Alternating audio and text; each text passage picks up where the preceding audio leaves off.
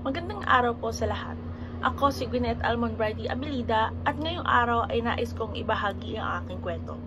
Mula sa pinagmulan ng aking pangalan hanggang sa aking bayan na kung saan ako lumaki.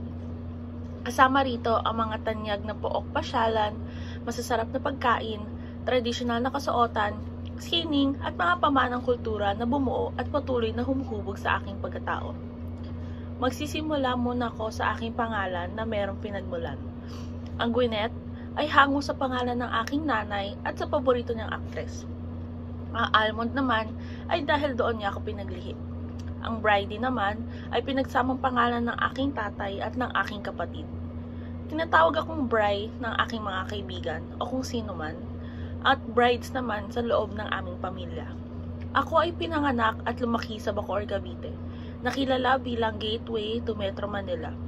Ngunit, higit pa sa pagiging daanan, ang Bacoor ay mayaman sa kasaysayan at kultura. Dito ko natutunan ang mga mahalagang aral ng pagkakaisa, pagtutulungan at pagmamahal sa sariling bayan, mga halagang patuloy kong dala sa aking buhay.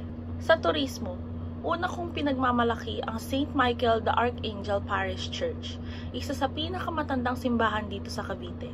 Dito rin ikinasal ang aking mga magulang noong 2016, kaya napakalapit nito sa aming puso. Meron ding Bacoor Bay, isang lugar na madalas kong kunan ng litrato dahil sa napakagandang tanawin ng paglubog ng araw. At syempre, taon-taon kong inaabangan ang Bacood Festival na kahit tirik na tirik ang araw, sumasama ako sa aking mga kaibigan dahil puno ito ng saya, kulay at musika. Pagdating naman sa pagkain, pinakakilala ang Bacoor sa tahong. Tinatawag itong home of the best mussels in the country.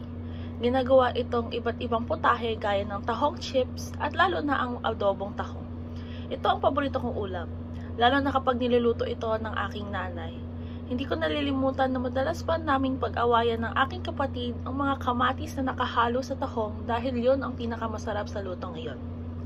Sa kasuotan naman, kahit modernisado ang Bacoor, tuwing piyesta o espesyal na okasyon, makikita pa rin ang mga lalaki na nakabarong at ang mga babae na nakasuot ng barot saya.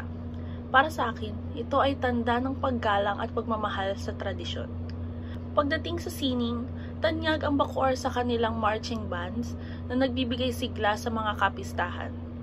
Ang musika ang isa sa pinakamahalagang bahagi ng aming kultura at mula dito ay maraming talento ang nahuhubog. At para naman sa pamanang kultura, mahalaga ang Bacoor dahil dito unang naitatag ang pamahalaang revolusyonaryo ni Emilio Aguinaldo bago ito inilipat sa Kawit.